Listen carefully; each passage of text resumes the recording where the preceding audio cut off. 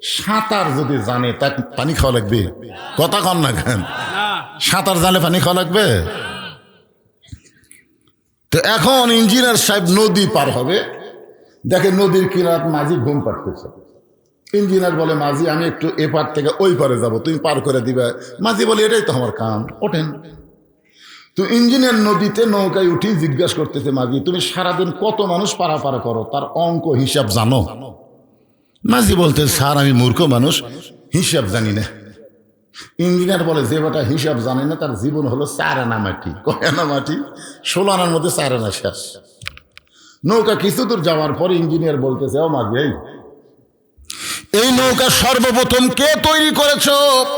তুমি কি তার ইতিহাস জানো? মাঝি বলতেছে, মূর্খ মানুষ, আমি তো ইতিহাস জানি না, তবে আমার বাড়িতে পাতি হাঁস আছে, 2টা রাজহাঁস আসিল, শিয়াল ধরে খাসে। ইঞ্জিনিয়ার বলে, আমি কই কি? আর কয় কি রে? যেই বেটা ইতিহাস জানে না তার জীবন হলো 8 আনা মাটি। কিছু দূর নৌকা যাওয়ার পরে এবার ইঞ্জিনিয়ার বলে, মাঝি তুমি কি বিজ্ঞান জানো? বিজ্ঞান? এই নৌকাটা পানির উপর কেমনে ভাসতেছে, এই বিজ্ঞান কি তুমি জানো? মাঝি রাগ করে বলতেছে, আমার বইয়ের মির্কি বেড়াম আছে, মাঝে মধ্যে অজ্ঞান হয়, আমি তো বিজ্ঞান বুঝি না। ইঞ্জিনিয়ার বলে, বেটারে যেই বেটা বিজ্ঞান জানে না তার জীবন হলো 12 আনাই মাটি। নৌকা তখন নদীর মাঝখানে, হঠাৎ পূর্ব আকাশে কালো মেঘ করে উঠছে ঝড়, এত জোরে ঝড় উঠছে নৌকা খালি নদীর মাঝখানে টলমল টলমল করতেছে। এবার ইঞ্জিনিয়ার বলে, মাঝি রে যেই জোরে ঝড় উঠলো নৌকা বুঝি ডুবে যায়। মাঝি বলতে, ডুবুক নৌকা, আমার টেনশন নাই, ডুবুক। ইঞ্জিনিয়ার বলে, পাগল নাকি? নৌকা ডুবলে আমি মরে যাব, কারণ আমি ইঞ্জিনিয়ার, তো সাঁতার জানি না। মাঝি বলতেছে, আমি সাঁতার জানি। তুমি অঙ্ক জানো, তুমি ইতিহাস জানো, তুমি বিজ্ঞান জানো, কিন্তু সাঁতার জানো না। নদীর মধ্যে উঠবা, নৌকায় সাঁতার জানবা না, তোমার জীবন হলো 16 আনাই মাটি। জোরে গান কথা ঠিক? যে কোরআনের তাফসীর শুনতেছেন, এই কোরআন হলো সাঁতার জানা। যাদের ভিতর আল্লাহর কোরআন আছে তারা জানে, ইন্নামা ইয়াখশাল্লাহু মিন ইবাদিহিল উলামা। আলেম বান্দারা সবচাইতে আল্লাহকে বেশি ভয় করে, তারা ভারতকে কোনোদিন ভয় করে না। কথা কন না কেন? তাকে আছে ভারতের দিকে আগামী নির্বাচন, ভারত যার পক্ষে যাবে সেই উঠতি আর কি মারতিছে। আমরা ভারত গুনি না, এখন কি করি না, গুনি না। ভারত কি রে নেংটির বাচ্চারা, তোরা কি করবি?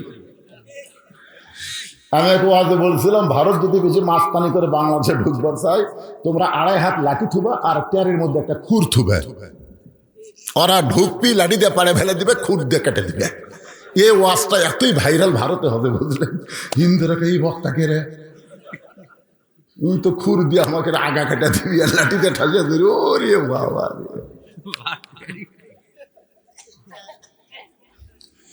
তিন দিকে ভারত, একদিকে সাগর। ভারত মাঝে মধ্যে একটু উগ্র হয়ে গরম দেখায়। ফেরাউন বলে, মুসা রে 3 দিকে আমরা লাঠি নিয়ে দাঁড়ায় আছি, সামনে সাগর, এখন দৌড়া কেমনে যাবা? মুসা বলে, আল্লাহ তোমার কথা মতো দৌড়ালাম, এখন কি করব? আল্লাহ বলেন, নাসরুন মিনাল্লাহি ওয়া ফাতহুন কারীব ওয়াবাশশিরিল মুমিনিন। আল্লাহ বলে, তোমার হাতে লাঠি নাই? মুসা বলতেছে, আল্লাহ একটা লাঠি নিয়ে এতগুলা লাঠি সামনে। আল্লাহ কয়, পাগলা, ওদের লাঠি মারা লাগবে না, নদীতে মার। সাগরে লাঠির আঘাত করে মুসা নবী যেই মাত্র সাগরে লাঠির আঘাত, সঙ্গে সঙ্গে আল্লাহ তাআলা 12 লাইন রাস্তা বানায় দিছে। মুসা নবী তার সঙ্গীদের নিয়ে সবচাইতে বড় রাস্তার মধ্যে গিয়া এক নিয়তে 4 রাকাত নামাজ আদায় করে শুকরিয়া তান। আল্লাহ বলে, হাবিব, ওই সাগরের তলদেশে মুসা নবী যে 4 রাকাত নামাজ আদায় করলো, ওই নামাজটা আমি আল্লাহর কাছে এতই ভালো লাগলো, আপনার উম্মতের জন্য আসরের 4 রাকাত ফরজ করে দিলাম। আপনার উম্মতেরা আসরের 4 রাকাত ফরজ নামাজ যখন জামাতের সঙ্গে আদায় করবে, আমি আল্লাহ মুসার মতো সওয়াব দিয়া দিব। আসরের ফরজ হলো 4 রাকাত। নবী আমার আসরের 4 রাকাত ফরজ নামাজের ইমামতি করলেন। 2 ওয়াক্ত নামাজের সালাম ফিরে নবী সাহাবীর দিকে মুখ ঘুরাতেন। একটা হলো ফজর, একটা হলো আসর। এক ওয়াক্তের নাম কি?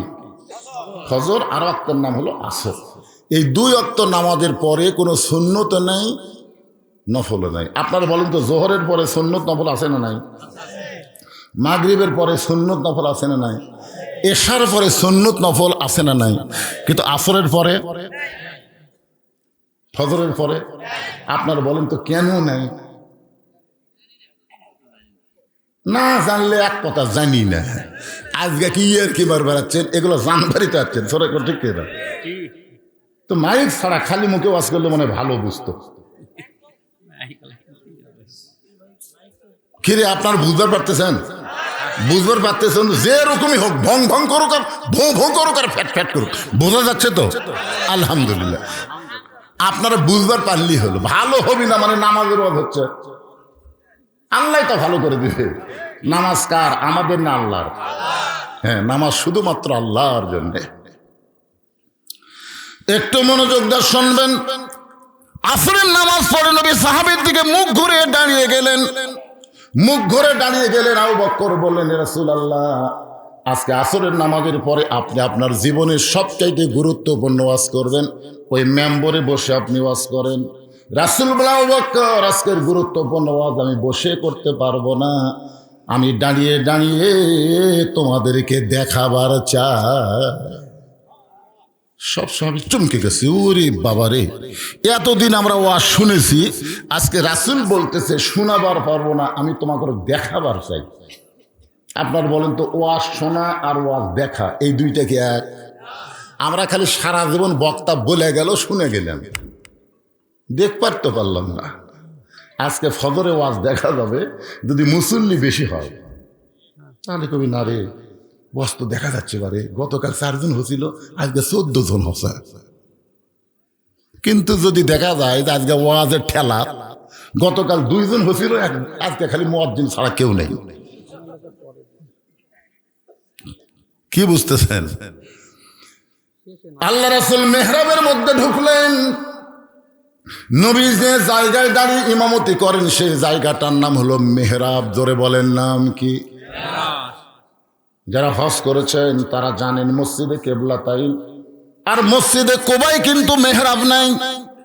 এই 2টা মসজিদের মধ্যে মেহরাব নাই, কারণ তখন মেহরাব বানানোর কোনো দরকারই পড়ে নাই। মেহরাব তৈরি হয়েছে কোরআনের একটা আয়াত নাজিল হওয়ার পরে। আল্লাহ বললেন, ইয়া আইয়ুহান নাবিয়্যু হারজিল মুমিনিন আলাল কিতাল। ওগো নবী, আপনার উম্মতদের নিয়ে, সাহাবাদের নিয়ে শুধু কাতারবদ্ধ হয়ে নামাজ পড়লে হবে না। যারা আপনাকে ইক্তিদা করে, ইমাম বিশ্বাস করে, কাতার সোজা করে নামাজ পড়ে, তাদেরকে স্ট্যান্ডিং সৈন্য হিসাবে, আর্মি হিসাবে গড়ে তোলে। খালি কাতার সোজা করো, কাতার সোজা করো, খালি কাতার সোজা করে নামাজ পড়লে হবে না, তাদেরকে সৈন্য হিসাবে গড়ে তোলেন। এ কথা কার? কারণ যে কোনো সময় মক্কার কাফেরেরা মদিনা আক্রমণ করতে পারে, আর মদিনা যখন আক্রমণ করবে তখন দোয়া দিয়ে, দরুদ দিয়ে আপনি মদিনা রক্ষা করতে পারবেন না। ওই কাফের বেঈমানদের বিরুদ্ধে সাহাবীদেরকে নিয়ে অস্ত্র ধরা লাগবে। এ কথা কার? তার মানে কি বুঝতেছেন? খালি মেসওয়াক করে, খালি দস্তরখানা ফেলে, খাওয়ার পরে দই মিষ্টি শূন্য, এইগুলা করে ইসলাম বাঁচানো যাবে না ভাই। ইসলাম বাঁচাতে গেলে বাতিলের বিরুদ্ধে আমাদেরকে জিহাদ ঘোষণা করা লাগবে। ধরে কোন কথা ঠিক কি না? আপনাদের এই এলাকায় বাতিল কি? বাতিল বোঝেন আপনারা? আল্লাহ কোরআনে বললেন, কুল জাল হক ওয়া যাহাকাল বাতিল ইন্নাল বাতিলা কানা যাহুকা। সর্বপ্রথম এই মেহরাব তৈরি করে রাসূল বললেন, মেহরাবটা শুধু ইমাম দাঁড়ায়া নামাজ পড়ার জন্য না, এই মেহরাবটা হলো অস্ত্র রাখার জায়গা। ধরে কোন সুবহানাল্লাহ। তাহলে আপনার কি বুঝলেন মেহরাব মানে কি? অস্ত্র রাখার জায়গা। এইটা যদি এখন আমি বলি আর এই ভিডিও ম্যানেরা যদি ছাড়িয়ে দেয়, তাহলে আগামীকালই আমার বিরুদ্ধে অ্যাকশন শুরু হবি। কেরে কি তো জঙ্গি, মানে যুদ্ধের কথা যারা বলবে তারাই জঙ্গি। বাতিলের বিরুদ্ধে লড়াই করতে হবে ভাইজান। আমি আবার আমার নিজের জীবন এটা প্রমাণ, বুঝলেন? নিজের জীবন। আমি পাশে আপনাদের কি শান্তিরাই বলেছে যে ড্রাইভার আমাকে গাড়ির থেকে নামা দিল, আমি গেট খুলে বাসায় যাব। ইতিমধ্যে দেখি আমার গেটের পাশে যে আমের গাছ আছে, অতলে চারটে কুত্তে। আমার এই কালো জুব্বা দেখে ওরা খেপে গেল, ওরা চারটে খারাপ হয়ে আমার খাও খাও করে ধরলো। আমি যত দোয়া দরুদ আছে পড়ি, কিন্তু ওরা লড়ে না। শেষ পর্যন্ত দেখলাম কুত্তা খেদানোর একটা আয়াত আছে, ইন্নাহুম ইয়াকিদুনা কাইদা ওয়া আকিদু কাইদা। এই আয়াতটা খেলার পরে যখন বললাম, এক কুত্তা এসে আমার জুব্বা দিল কামড়। তখন আমি কইলাম, কে রে, দোয়া দিয়ে দরুদ দিয়ে আয়তাল কুরসি দেওয়া হয় না, কোরআনের আয়াত করলো কুত্তা লড়ে না। তখন আমার ইমান বলতে যে হুজুর, আপনার মুখত খালি দোয়া আছে, কিন্তু আপনার হাতত লাঠি নেই। খালি লাঠি থাকলে দোয়া লাগে। এক কুত্তার পাশাত বাড়ি মারলে বাকি তিনটে এমনি ধুল মারবে।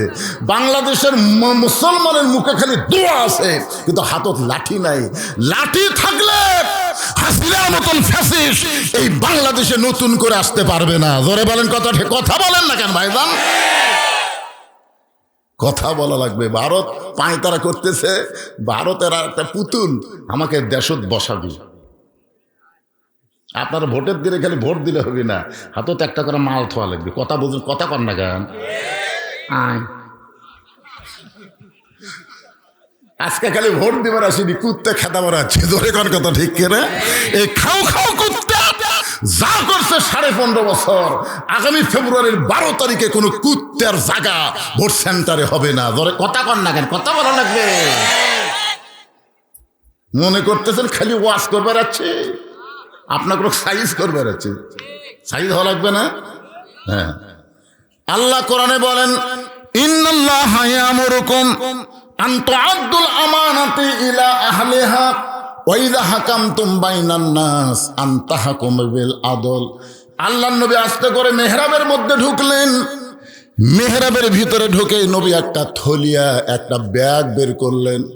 সাহাবেরা বলে, রাসূলুল্লাহ, জীবনের সবথেকে গুরুত্বপূর্ণ ওয়াজ আমাদের শোনাবেন, কিন্তু হুজুর ওয়াজটা না শুনে আপনি একটা থলিয়া বের করলেন।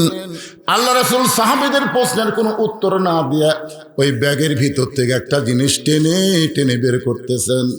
ওসমান গনি বলে, রাসূলুল্লাহ, যে জিনিসটা থলিয়ার ভিতর থেকে আপনি বের করলেন, এইটা তো আপনার পরনের একটা জুব্বা হিসাবে দেখতে পাই। ওগো আল্লাহর নবী, এই জুব্বার মধ্যে এমন কি ওয়াজ আছে আমরা সকলে মনোযোগ দিয়ে শুনতে চাই। রাসূল বললেন, তাহলে শোনো, এই জুব্বা দুনিয়ার সাধারণ কোনো জুব্বা নয়। এই জুব্বা পরে কাবার পাশে আমি ঘুমিয়েছিলাম।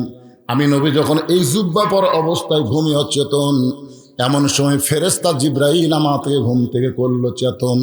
ফেরেশতা জিবরাইল পায়ের তালুতে চুমু দিয়া আমি ঘুম থেকে চেতন পাই। এই জুব্বা পর অবস্থায় জমজমের কূপের পানি দিয়ে আমি ওযু করেছি। সাহাবীরা রে, এই জুব্বা পরা অবস্থায় বোরাকের পিঠে করে আমি বাইতুল মুকাদ্দাসের ভিতরে গেলাম।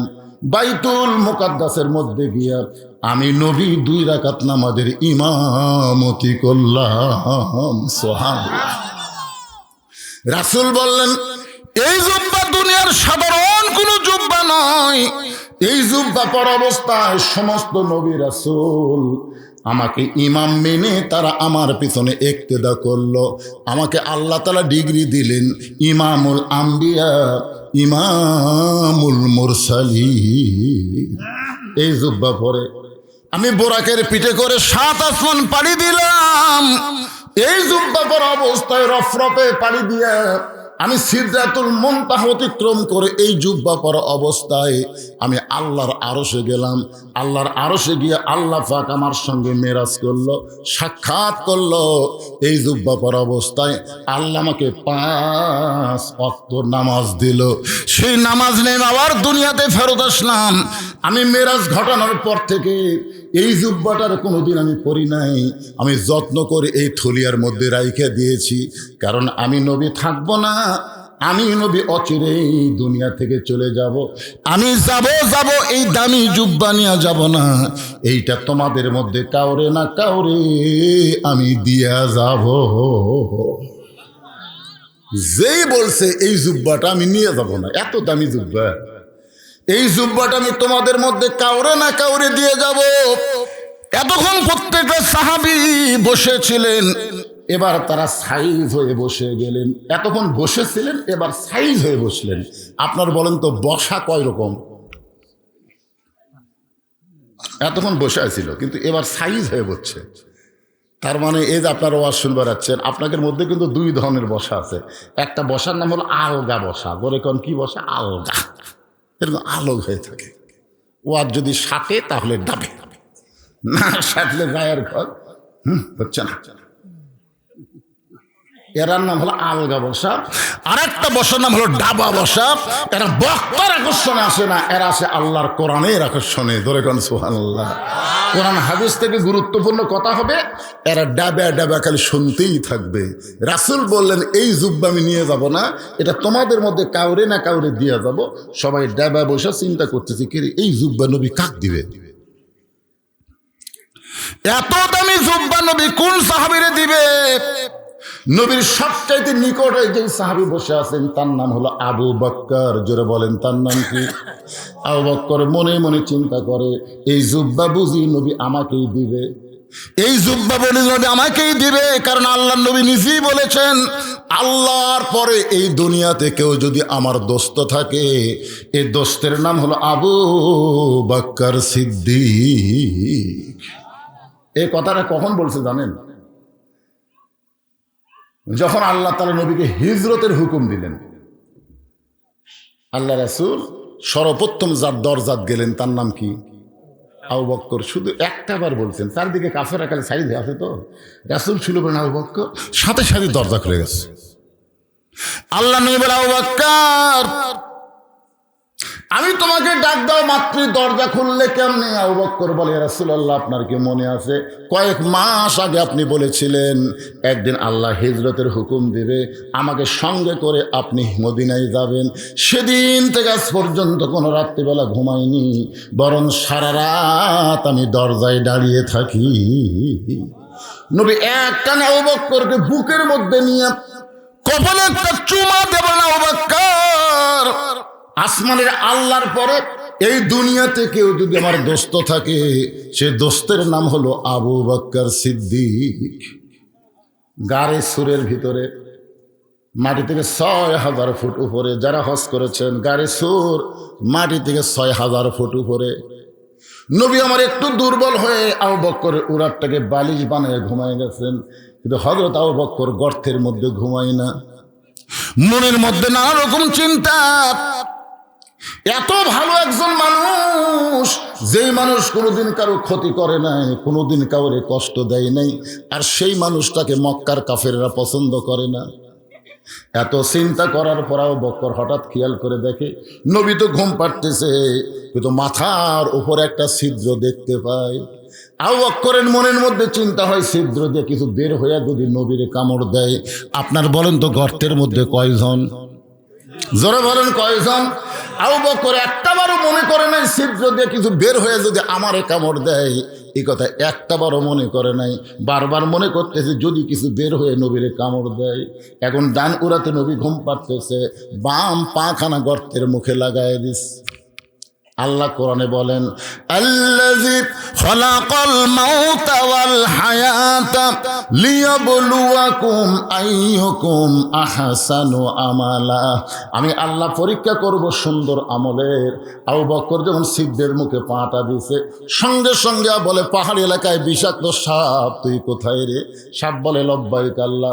আল্লাহ কয়, যা যাও ওই গাড়ি সুরের ছিদ্রে যে পাটা দিয়েছে ওই পাতে কামড় বসা। আল্লাহর হুকুমে বিষাক্ত সাপ বিষ নিয়ে আবু বকরের পায়ের তালুতে যখন কামড় দেয়, সঙ্গে সঙ্গে বিষটা চলে আসছে কলিজায়।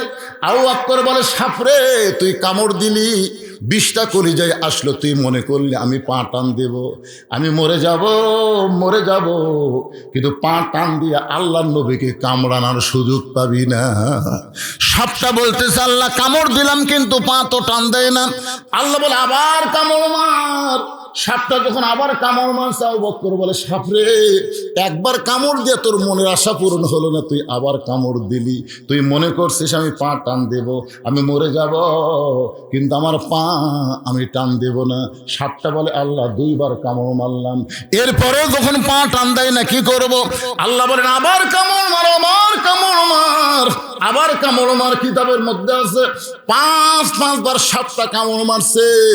বিষের যন্ত্রণায় আবু বকরের গোটা দেহ থরথর করে কাঁপতেছে। হঠাৎ অসতর্ক মুহূর্তে এক ফোঁটা চোখের পানি নবীর গাল মোবারকে পড়েছে। নবী আমার ঘুম থেকে চেতন পায় বলে আবু বকর বাড়ির কথা মনে করে কাঁদতেছো, বিয়ে বাচ্চার কথা মনে করে কাঁদতেছো। আবু বকর বলে রাসূলুল্লাহ আমার কলিজা চিরে যদি আপনাকে দেখাতে পারতাম, আমার কলিজার মধ্যে আল্লাহ নবী ছাড়া আর কারো জায়গা নেই। তাহলে কি জন্য কাঁদতেছো? বলে সিদ্ধির মুখে পাটা দিছে কি যেন বারবার কামড় দেয়। আল্লাহ নবী আবু বকর বিষাক্ত সব তোমার কামড় দিছে, পাটা টান দাও, তোমার চোখের পানি পড়তেছে, একটা বার কি তুমি আমার ঘুম থেকে ডাক দিবা না? আবু বকর বলে নবী গো আমার জীবনের চাইতে আপনার ঘুমের দাম বেশি।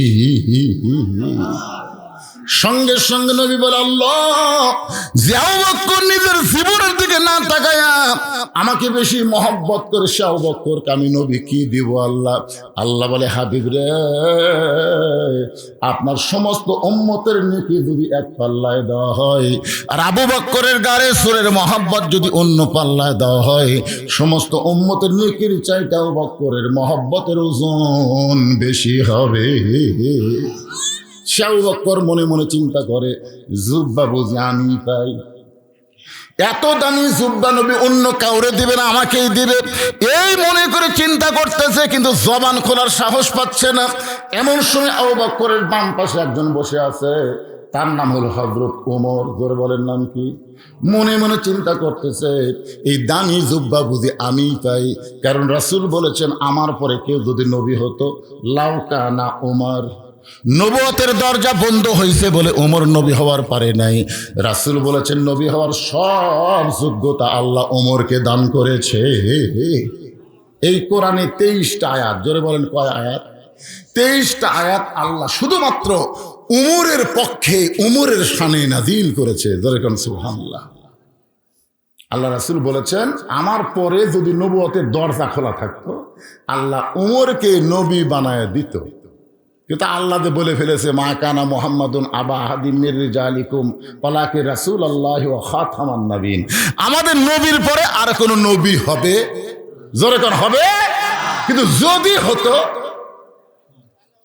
তাহলে কি হতো?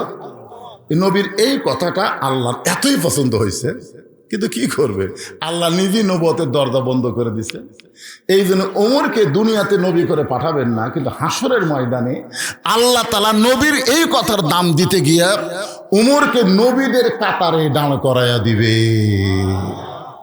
যেই কাতারের প্রথম নবী থাকবে দাউদ আলাইহিস সালাম, খুব খেয়াল করবেন, যেই কাতার, কয়েকটা কাতার হবে, নবীদের সব নবী কিন্তু এক কাতারে দাঁড়াবে না, আমাদের নবী একাই এক কাতার। যে কাতারের প্রথম নবী হবে দাউদ আলাইহিস সালাম, ওই কাতারে 2 নম্বরে আল্লাহ হযরত উমরকে ঢুকাই দিবে, 3 নম্বরে দাঁড়াবে সুলাইমান। 1 নম্বরে কে? মনোযোগ দেন, 1 নম্বরে দাউদ, 2 নম্বরে উমর, 3 নম্বরে সুলাইমান। আল্লাহর যত নবী আছে সমস্ত নবীরাই হলো বুদ্ধিমান, আর চালাক নবী হলো মাত্র 2 জন। আপনারা বলেন তো চালাক নবী 2 জন, এই 2টার নাম জানেন? একটা হলো মূসা আর একটা কি? সুলাইমান। আল্লাহ রাসূলের একটা হাদিসের ব্যাখ্যায় বলা হয়েছে কোনো সন্তানের যদি স্মরণ শক্তি কম হয় সকালে মুখস্থ করে বিকালে ভুলে যায়, আবার বিকালে মুখস্থ করে রাত্রে মনে নেই, এই সন্তানদের ডান হাতে, ধরে কোন হাতে? এই 2 চালাক নবীর নাম আরবিতে লিখে 21 দিন যদি বেঁধে রাখা যায়, এই 2টা নবীর রুহানি তাওয়াজ্জুকে আল্লাহ তার জেহান শক্তি আবার ফিরাইয়া দেয়। এটা তাবিজ দিয়ে দিলাম, একটু মনোযোগ দিয়ে শুনবেন। একজন চালাক হলো মূসা আর একজন চালাক হলো সুলাইমান। সুলাইমান নবী মনে মনে চিন্তা করবে আমার বাবা দাউদের পরেই তো আমার থাকার কথা, কিন্তু মাঝখানে ঢুকলো কে? না, এটা তো সুলাইমান জানে না, কেরা আমার বাবা দাউদ, তারপরে তো আমি থাকবো, কিন্তু এই মাঝখানে এটা কোন নবী? আস্তে করে পিছন থেকে বলতেছে, ভাইজান আপনি কোন নবী ভাই, আপনার নামটা একটু শুনবার চাই। সঙ্গে সঙ্গে ওমর ফারুক বললেন, অলিমান খাফা মাকামা রাব্বিহি জান্নাতান। আল্লাহর সামনে দণ্ডায়মান হওয়াকে ভয় করো।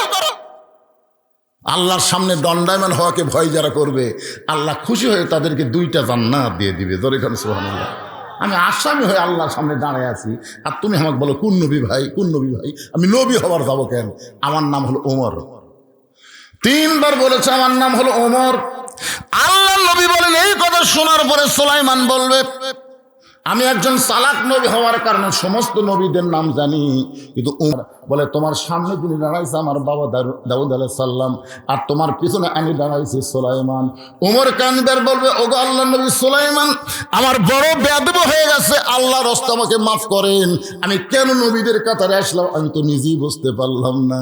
এই কথা বলে হযরত উমর যখন নবীর কাতার ছাড়তে যাবে, আল্লাহ রাসূল বলেন, ওই সময় আল্লাহ বলবে, ওমর আমার দোস্ত নবীর দাম, কথার দাম রাখতে গিয়া তোমাকে নবীর কাতারে দাঁড় করাইছি, তুমি কাতার ছিল না। উমর ফারুক বলবেন, আল্লাহ নবীর কাতারে আমার দাঁড় করা আপনি খুশি করতে পারবেন না, বিশ্ব নবীর উম্মতের কাতারে আমি দাঁড়াতে চাই। বিশ্ব নবীর উম্মতের কাতারে দাঁড়াইলে লাভটা কি? লাভ জানেন আপনারা? আছেন আমার মুক্তার, আছেন আমার ব্যারিস্টার, শেষ বিচারের হাইকোর্টেতে তিনি আমায় করবেন পার, আমি পাপী তিনি জামিনদার। আল্লাহর নবী প্রত্যেকটা উম্মতকে বাঁচানোর জন্য আল্লাহর কাছে ওকালতি করবে, ব্যারিস্টারি করবে, আল্লাহর কাছে সুপারিশ করে আমাদেরকে জান্নাতে পৌঁছে দিবে।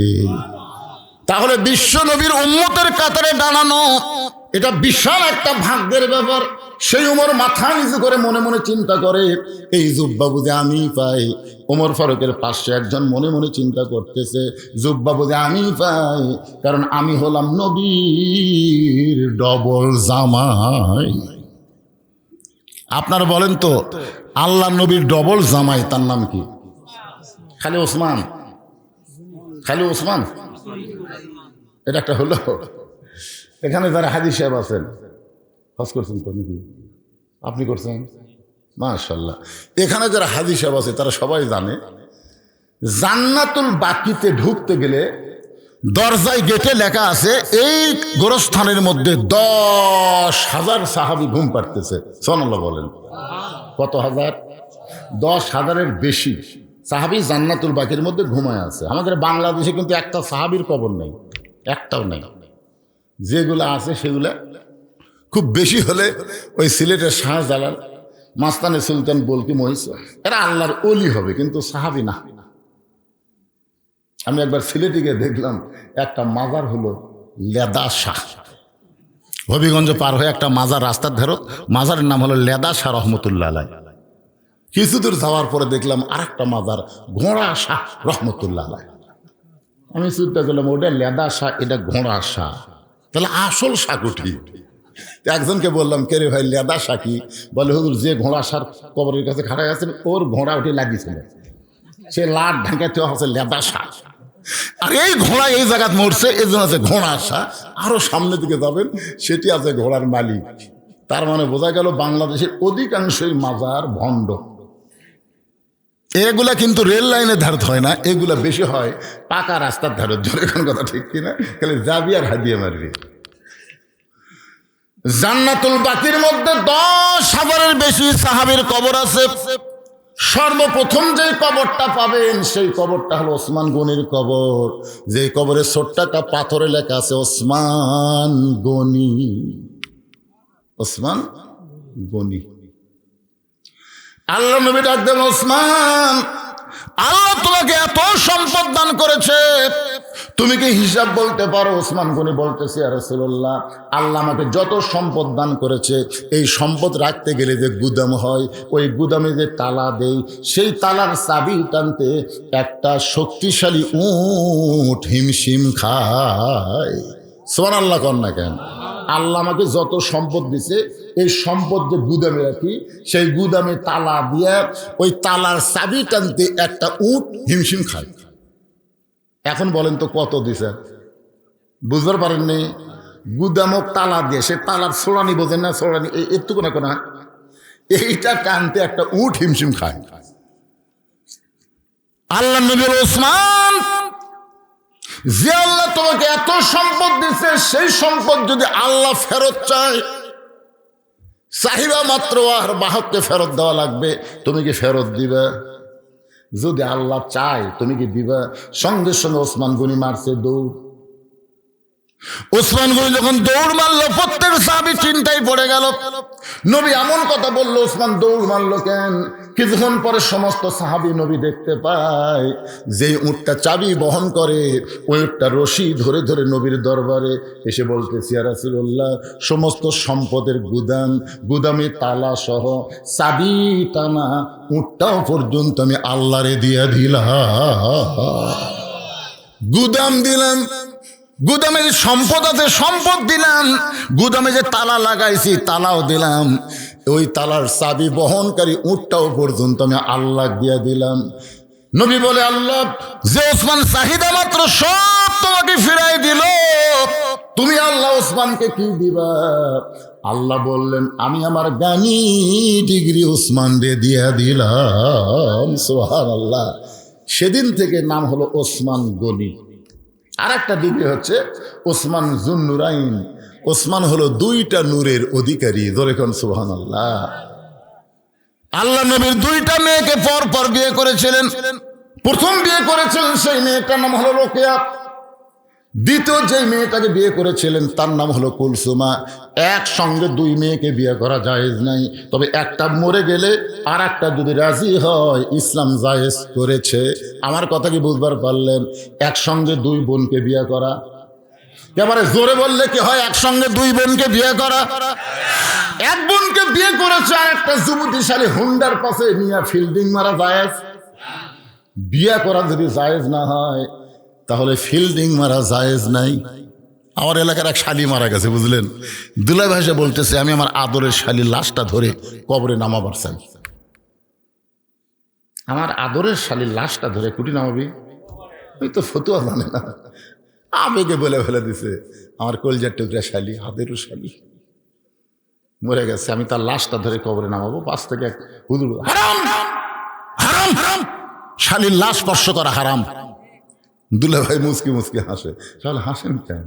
বলে, হাসার কারণ হলো ই যখন জেঁতা ছিল তোমার হাতের থেকে 500 টাকা নেওয়ার জন্য এমনভাবে হাত ধরলো, টাকা না দেওয়া পর্যন্ত হাত ছাড়িনি। তো বাইসা থাকতে হাতের থেকে টাকা নেওয়া যায় বাবা? মরে গেলে লাশ ছোঁয়া যদি হারাম হয় তাহলে বেঁচে থাকলে কি হবে? কথা কন না কেন ভাই, কথা কন না কেন? এখানে এখানে যে সমস্ত মেয়ের বাপ আছে আমি তাদের পাঁও হাত দিয়ে বলতে, পাঁও হাত দিলেন। আপনার একটা মেয়ে যদি বিয়ে দেন, আর একটা মেয়ে যদি যুবতী বাড়ির থাকে, খবরদার ওই জামাই গাবড়ার কাছে ঘিসতে দিয়েন না। আপনাদের আদম দিকি একজন লোকের নাম আসলো গাবড়া। তোর এখন কি নাম আসলো? গাবড়া। এই শালা গাবড়া আমাকে আদম দিকে ঢুকতে দেয়নি। গাবড়া কতকগুলা মাহফিলের প্যান্ডেল পর্যন্ত করছে, গাবড়া আমাকে ঢুকতে দেয়নি। আমি খালি চিন্তা করছিলাম, গাবড়ারি তোর যে সামনে কি হবি রে? আজকে গাবলার বাড়ি আছে কিন্তু ঘর নাই। কেন গাবলা?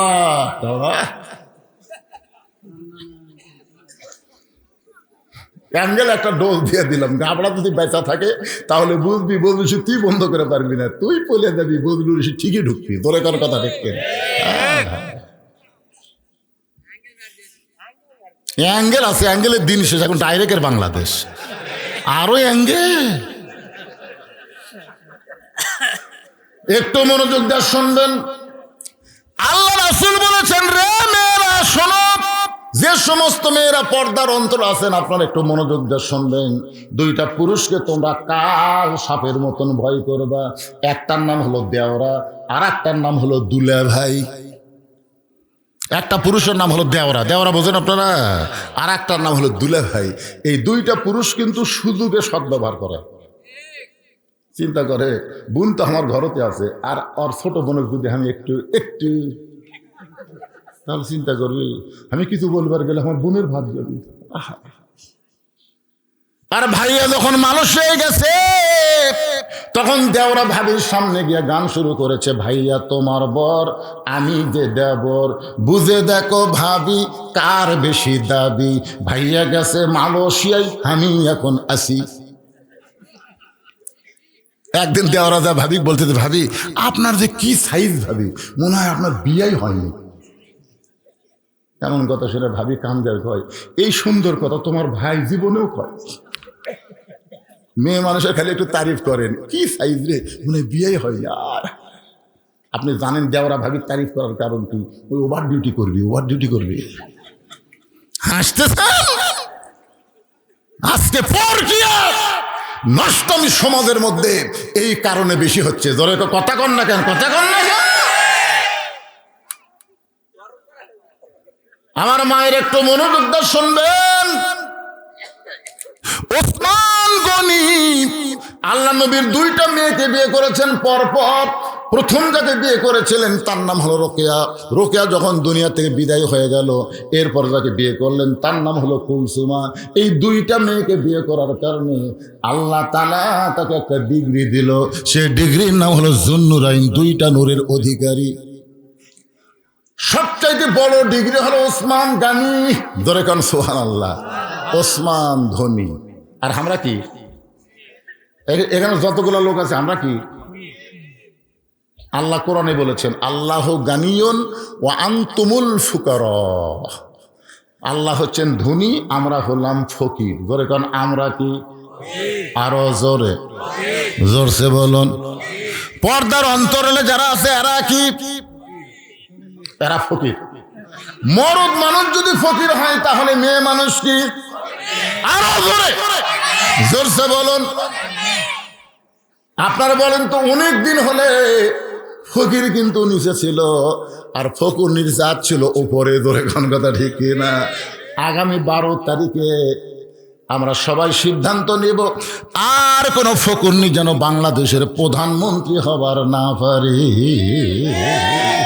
আপনারা বলেন তো ফকুরনির বুদ্ধি কেমন?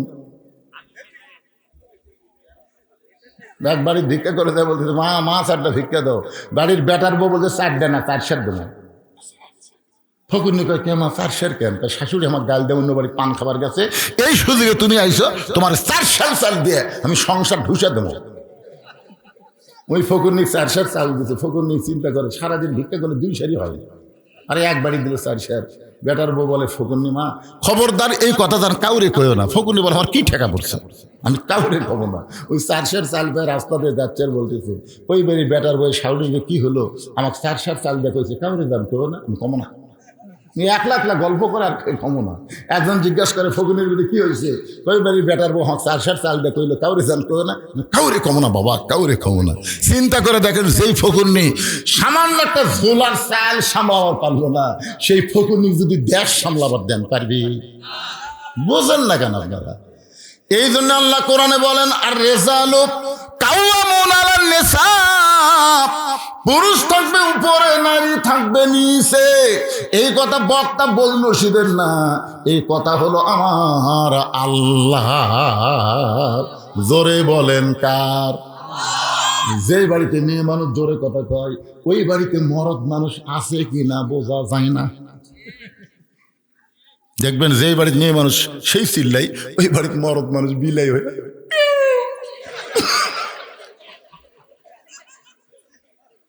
আচ্ছা আপনারা বলেন তো, আপনাদের এই পোশাকখালি যখন ঝগড়া লাগে মরদ মানুষের কথা শোনা যায়? ভাই রে, মেয়ে মানুষের টুটির পাওয়ার ভাই। ঠিক বলেন না? যার বউ ঝগড়া করে ওই জীবনে জান্নাতে যার পারবি না, কারণ মুখের কথা হলো একটা পর্দা।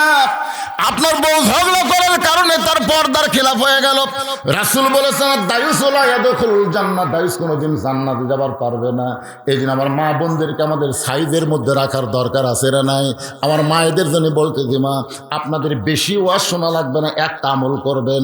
আল্লাহ কোরআনে বললেন অকারনা ফি বুয়ুতিকুন্না ওয়ালা তাবাররাজনা তাবাররুজাল জাহিলিয়াতিল উলা। আল্লাহু আকবার। ওসমান গনি মনে মনে চিন্তা করে জুব্বা বুঝে আমি পাই, আমি হইলাম আল্লাহ নবীর ডবল জামাই। ওসমান গনির পাশে একজন বসে বসে মনে মনে চিন্তা করে এই জুব্বা তো আমি পাবো, এই জুব্বা তো আমি পাবো। তার নাম হলো হযরত আলী। ধরে বলেন নাম কি? আবু বকর কি চিন্তা করতেছে? জুব্বা বুঝি আমি পাই। উমর ফারুক চিন্তা করতেছে জুব্বা বুঝে আমি পাই। ওসমান গনি চিন্তা করে জুব্বা বুঝে আমি পাই, কিন্তু হযরত আলী বলতেছে জুব্বা তো আমি পাবো। হযরত আলী জুব্বা পাবে। আরে মজার ওয়াজ আসতেছে, কি বিপদ রে ভাই। বাড়ি যাবে, গ্যারান্টি দেন আমি বাড়ি যাওয়া পারবো।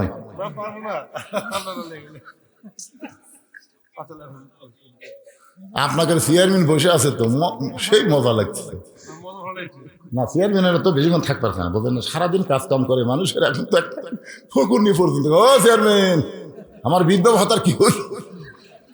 আমি হিসাব করে দেখছি বাংলাদেশের যত নেতা থাক সবচাইতে বেশি কষ্ট হলো চেয়ারম্যানের। ধরে কর কথা এমপি কিন্তু কেউ কথা কর পারবে না, কিন্তু চেয়ারম্যান, ও চেয়ারম্যান আমার অটো ভ্যানের চাকা ভেঙে গেছে, অটো চেয়ারম্যান তাহলে আমার রাস্তা দিয়ে ছবি না। ও রে বাবা রে, ভোট নেওয়ার আগে 500 খাইছু, এখন আমার অটো ভ্যান চালাতে পারিস না।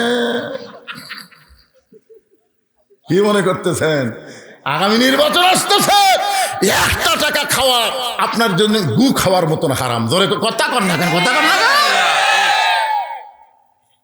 আমি আয়াতে কারিমা তেলাওয়াত করেছি, অবশ্যই ওয়াজ করব।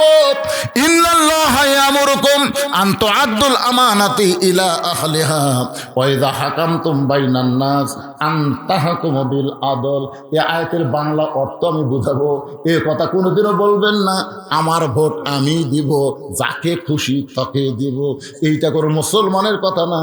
মুসলমানের কথা হলো আমার ভোট আমি দিব, ভালো মানুষ দেখে দিব। ওরকম ঠিক কিনা? এই যে আজকে আমি আশ্চর্য হয়ে গেলাম, প্রধান অতিথির ভাই যে বক্তব্য দিল, মৌলবি ফেল।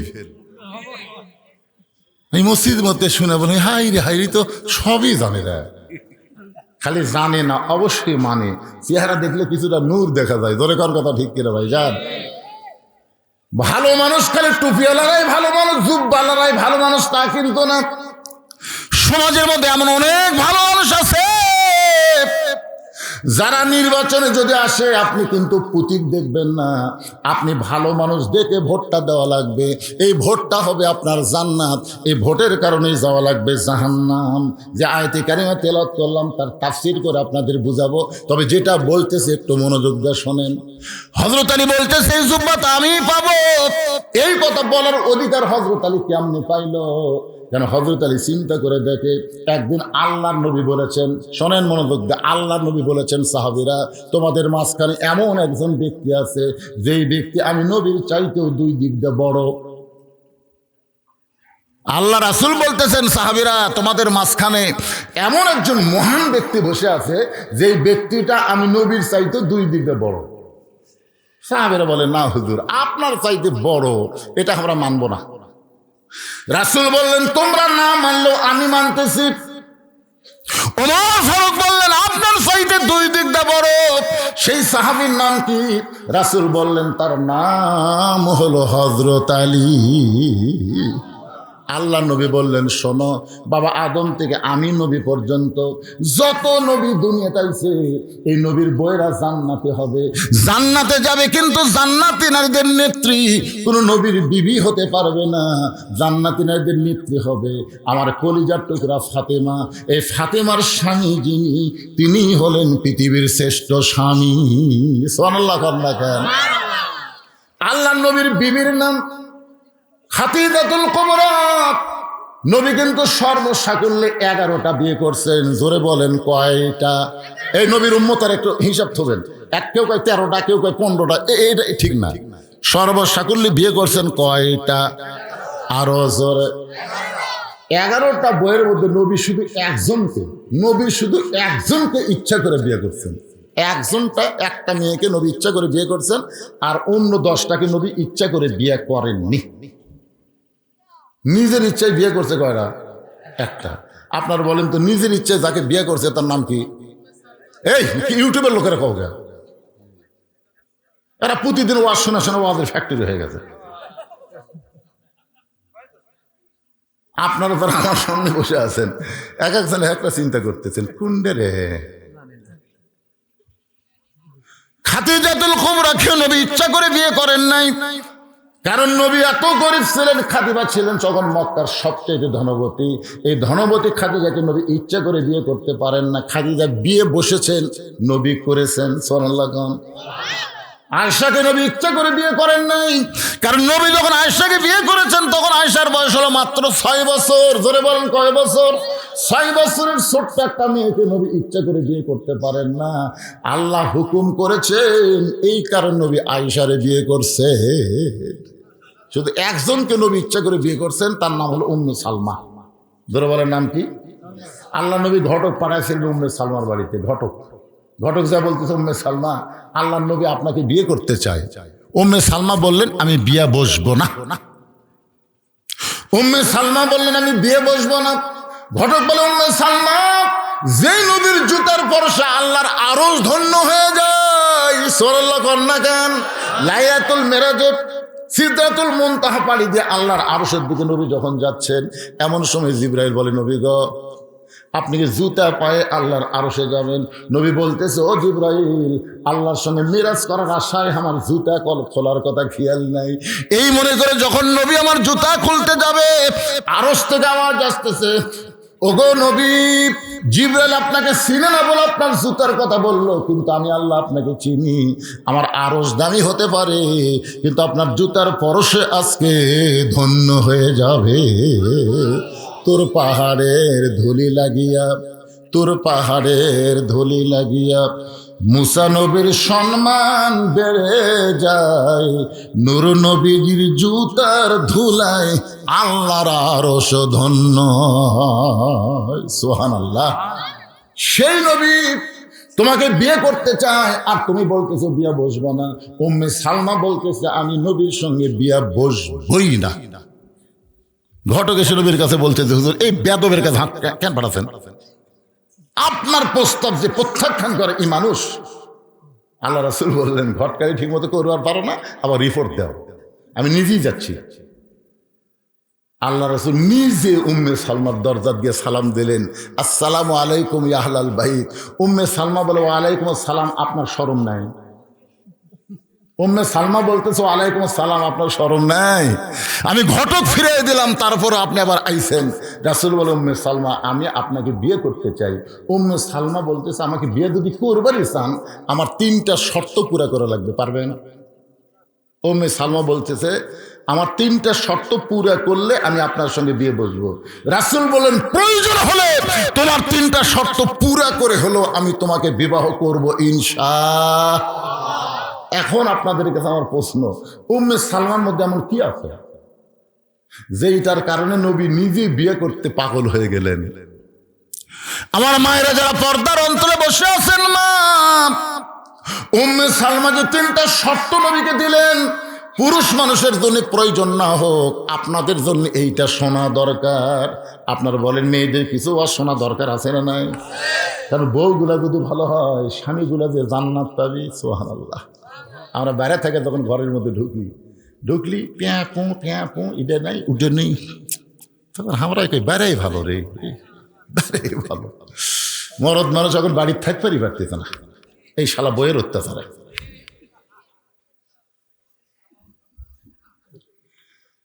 আমার মায়ের একটু মনোযোগ দিয়ে শুনবেন। আপনার হলেন ঘরের রমণী, ঘরের লক্ষ্মী।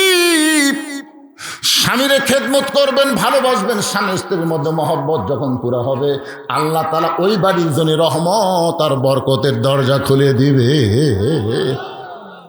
আল্লাহ রাসূল বললেন, সাহাবীরা রে, বাবা আদম থেকে আমি নবী পর্যন্ত এই নবীর সন্তানের নবী হতে পারবে, জান্নাতি হবার পারবে, কিন্তু কোন নবীর সন্তান জান্নাতি যুবকদের সর্দার হতে পারবে না। কিন্তু আমার কলিজার টুকরা ফাতেমার পেট থেকে যে 2টা সন্তান বের হয়েছে, হাসান আর হোসাইন, সাইদুস শাবাবি আহলেল জান্নাহ। হাসান হোসেনের বাবা যিনি, তিনি হলেন পৃথিবীর শ্রেষ্ঠ বাবা। ধরে কন্যা সুবহানাল্লাহ। স্বামী হিসাবে হযরত আলী কয় নম্বর? কথা কয় না রে ভাই। কোন নবীর বউ জান্নাতি হবে, কিন্তু জান্নাতি নারীদের নেত্রী কোন নবীর বউ আছে? আপনারা প্রতি জুম্মার দিনে সানি খুদ্ে কি শুনতেছেন? সাইদাতুন নিসা আহলুল জান্নাহ ফাতেমাতুজ জোহরা, জান্নাতি সমস্ত নারীদের নেত্রী যিনি হবে তার নাম হলো ফাতেমা। হাওয়া কিন্তু জান্নাতি, কিন্তু জান্নাতি নারীদের নেত্রী হবার পারবে না। হাজেরা জান্নাতি, সারা জান্নাতি, মরিয়ম জান্নাতি, কিন্তু জান্নাতি নারীদের নেত্রী হবার পারবে না। জান্নাতি নারীদের নেত্রী কে হবে? খাদিজাও হওয়ার পারবে না, আয়েশাও হওয়ার পারবে না, নবীর বউ হওয়ার পারবে না। আবার অনেক নবীর সন্তান নবী হয়েছে, নবীরা জান্নাতে যাবে, কিন্তু জান্নাতি যুবকদের সর্দার হতে পারবে না। হযরত আলীর দুইটা সন্তানকে আল্লাহ জান্নাতি যুবকদের সর্দার বানায় দিবে। আমরা সানি খুতবার মধ্যে প্রত্যেক জুমা ইমাম বলতেছে সাইদুস শাবাবে আহলেল জান্নাহ হাসান হোসাইন রাদিয়াল্লাহু তাআলা আনহুমা, জান্নাতি যুবকদের সর্দার হবে দুইজন। নাম কি? এ জোরে কার নাম কি? তোমরা পাগল কার? আল্লাহর। মেসি নেইমার, মেসি নেইমার রাত 1টা পর্যন্ত মেসির খেলা দেখে। যেদিন আর্জেন্টিনার খেলা হয়, ওরে বাবারে, যুবকেরা সব পিকনিক পথে এবারে 12টার মধ্যে চেতনা চোখে ভাই 1:30 থেকে খেলা হবে। সকাল পর্যন্ত খেলা দেখলো, হো হো করলো, 3টা পর্যন্ত খেলা দেখে শেষ, আর চেতন নাই। বাপ কয় কি আমার ছেলে 3টা পর্যন্ত হই হই করলো, এখন কুটি গেল। কিছুক্ষণ পরে মুয়াজ্জিন যখন আসসালাতু খায়রুন নাম কয়, ওই নাই। আসসালাতু খায়রুন মিনান নাম কইছে মুয়াজ্জিন, ওই নাই। বাপ কয় আমার যুবক কুটি রে, জানলা দিয়ে ভুলকি মেরে দেখে পাও নাই মাথাও নাই, মানে ল্যাপের তলে চাউল ঢেঙ্গা থাকছে, চাউলের বস্তা ঢেঙ্গা থাকছে। বাবা আস্তে আস্তে যায়, ল্যাপ যেই টান দিয়েছে, ওরে বাবা। ছেলের দিকে তাকায় দেখে সকালবেলা সাইড থেকে কুত্তার সাইজ আর কম্বলের মধ্যে ব্যাটার সাইজ একই সাইজ। হাসতেছেন আপনি, বাবা জান্নাতে যাবার পারবেন না যতক্ষণ আপনার ছেলেকে মসজিদে না নিয়ে যাবেন। দরকার কথা ঠিক কি না? আল্লাহ বলেছেন কু আনফুসাকুম ওয়া আহলিকুম নারা, জাহান্নামের আগুন থেকে একলা বাঁচলে হবে না তো, চেয়ারম্যান হিসাবে একলা নামাজ পড়লে হবে না তো, সবগুলো মেম্বারও ক্লিয়ার জামাত করা লাগবে। 1 লাখ পড়লে হবে? আল্লাহ কবি তুমি চেয়ারম্যান, তুমি চেয়ার পাচ্ছ, আর মেম্বার গুলা কয়দিন নামাজের দাওয়াত দিছা? বাপকে আল্লাহ বলবে, ছেলেকেও আল্লাহ বলবে। এই জন্য ভাইজান, মসজিদের জন্য মাহফিল, যদিও যুবকেরা অনেক কষ্ট করে ত্যাগ স্বীকার করে আজকের এই মাহফিলের আয়োজন করেছে। হয়তো আলী বলতেছেন জুব্বাটা আমি পাবো, কিন্তু রাসূল তো কারোর নাম বলে নাই। জুব্বাটা নবী কোন সাহাবীকে দিবেন? আজকে আমরা প্রাণ ভরে কথাগুলো শুনবো। রাজি আছেন? কারা কারা আল্লাহ খাত দেখেন তো দেখি, আমি বলে দেবো ইনশাল্লাহ। হাত তোলেন, টান টান করে তোলেন। লিল্লাহে তাকবীর। কিন্তু শর্ত হলো 5টা মিনিট। এই কোরআনের মাহফিলের জন্য আপনাদের সবাইকে 500 500 হাজার হাজার করে টাকা দেওয়া লাগবে। এই প্রসাদখালীর কারা কারা আছেন হাত তোলেন তো দেখি। প্রসাদখালীর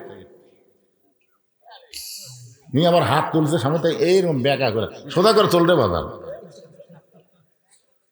আচ্ছা, এই গ্রামের লোকজন আমি দেখতে পাচ্ছি না, হয়তো আমার চোখে ছানি পড়ছে। আচ্ছা, বাইরের কারা কারা আছেন তারা একটু হাত তোলেন তো। আচ্ছা, হাত নামান। আচ্ছা, এই গ্রামের ছেলেরা নাই কেন?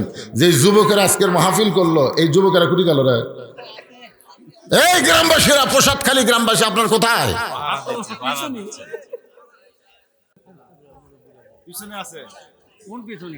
কোন পিছনে? আমি তো দেখতে পারলাম না। কোনটা? সব এটি আছে। তাই হিসাব দেন, কয় হাজার দিবেন? দেন, আপনি দিয়ে শুরু লগত দেন পারে, এটাও বাকি নাকি? হাদিস সাহেব বলে আমি পিছনে আছি, 1000 টাকা নগদে করছে দেন। আল্লাহ তার দানকে কবুল করেন, নেক নিয়ত নেকাশা পড়া করেন। প্রত্যেক বছর ছেলেরা গান বাজনা না করে এরকম কোরআনের মাহফিল করবে, আপনারা কি বেজান না খুশি? হ্যাঁ, 1000 টাকা দান করেছে, যার টেজের উপর আছে চেয়ারম্যান সাহেব দেন, বারে কিছু দেন, দেন বাকি ছেলে করে কিছু দেন। মসজিদ দিবে এর কাছে আমি 20,000 টাকারই সাহস পাচ্ছি রে, 1,15,000 দিবে। আল্লাহ কি দোয়া করব আমরা, কি দোয়া করব?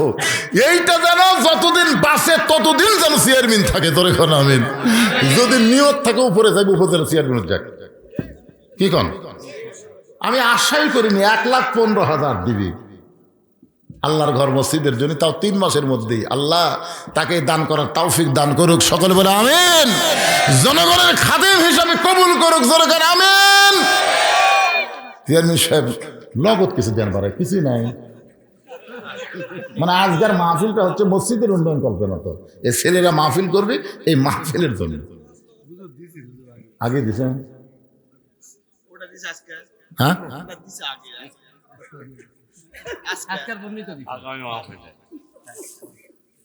আচ্ছা, আগামী মাহফিলের জন্য হচ্ছে, আজকের জন্য না। আগামী মাহফিলে কত দিবেন কোন? এখন নগদ দেওয়া লাগবে, খেয়াল করে দেন না। মসজিদের যদি 1,15,000 দিবার পারেন, ওটাও তো মরে গেলেও পাবেন। মাশাআল্লাহ, আমরা মৃত্যু চাচ্ছি না। খালেদা যে এমন অসুস্থ, তাই আমরা মৃত্যু চাচ্ছি না। কথা কন না কেন ভাই? সেদিন আমি ওয়াজ করতেছি, আল্লাহ খালেদা দেখে সুস্থ করো, পিছন দিতে বলতে মরে গেছে। আমার তা মেজাজ খারাপ হলো, বুঝলেন? আমি খালি ফেসবুকের দিকে তাকে আছি যে তারেক যে চলে আসলো, তার মা ছেলের একটা সংক্ষিপ্ত হলো একটা ভিডিও দেখতে পাবো, কিন্তু এখন পর্যন্ত পাইলাম না। কি বিপদ বাড়ে। যদি যাই আল্লাহ তাকে জান্নাতি করুক, যদি জীবিত থাকে আল্লাহ তাকে সুস্থ করে ফিরাই দেখ, জোরে করে আমিন। জোরে বলে আল্লাহুম্মা আমিন। আমরা মৃত্যু চাই না, আমরা হায়াত চাই। এবার আপনাকে মাঝখানে দূর থেকে আইছেন, বাহির থেকে আইছেন, আপনারা কিছুই দিবার পারবেন না। আমার আগে মামুনুর রশিদ চায়া একেবারে কিছুই দিলেন। ভাইজান পিছন থেকে আরেকজন দেন তো, এই যারা বসে আছেন দেন, দেন সবাই একটু কিছু খুঁজু খুঁজু দেন না। ওখানে বাকি লেখার জন্য কাগজ কলম রেডি আছে। বাহিরে যারা আইছেন আপনারা কি 500 করে টাকা দিবেন, নগদ না হোক বাকি দেন। আগামী বছর মাহফিলের আগে দিবেন আপনারা। আগামী বছর যে মাহফিল হবে তার আগে দিবেন। ভাই বলেন, হাত তোলেন। আপনাকে দিয়াই হোক, এরা যান দিবে না, আপনারাই দেন, সবাই দেন। আমাদের মসজিদের ইমাম সাহেব 100 টাকা দিয়েছেন। সাবেক ইমাম সাহেব কিছু দান করেছে, আল্লাহ দান কবুল করেন। এই মাহফিলের ছেলেরাই তোমরা ভিতরে গামছা লিয়ে যাও, বেশি রাত করা যাবে না, শীতের রাত টপ টপ করে নিয়োগ পড়তে দেবে, ভিতরে গামছা লিয়ে যাও। যাই যা পারে আল্লাহর হস্তে দান করবেন। 10, 20, 50, 100 যাই যা পারেন আল্লাহর হস্তে দান করবেন। আল্লাহর একজন বান্দা 200 টাকা দান করেছে, আল্লাহ দানকে কবুল করেন। হ্যাঁ, কাশ্মীরা পূর্ব মসজিদের ইমাম সাহেব দান করতে, এক ইমাম দিল, আবার আর এক ইমাম দিচ্ছে। এই যে মাহফিল একটা কমিটি আছে, কমিটির সভাপতিকে এই না মাহফিলের সভাপতি, এটা কমিটি কমিটি কমিটি নাই, ও সভাপতি সব দিছে।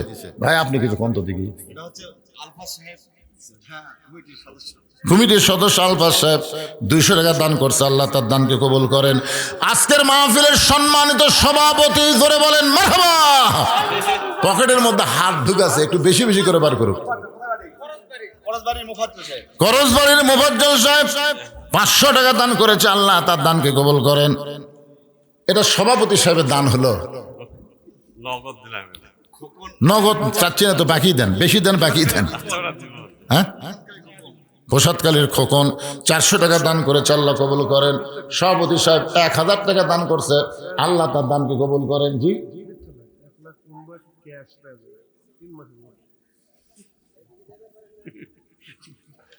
3 মাসের মধ্যে 1,15,000 টাকা ক্যাশে দিয়ে দেবে ইনশাল্লাহ।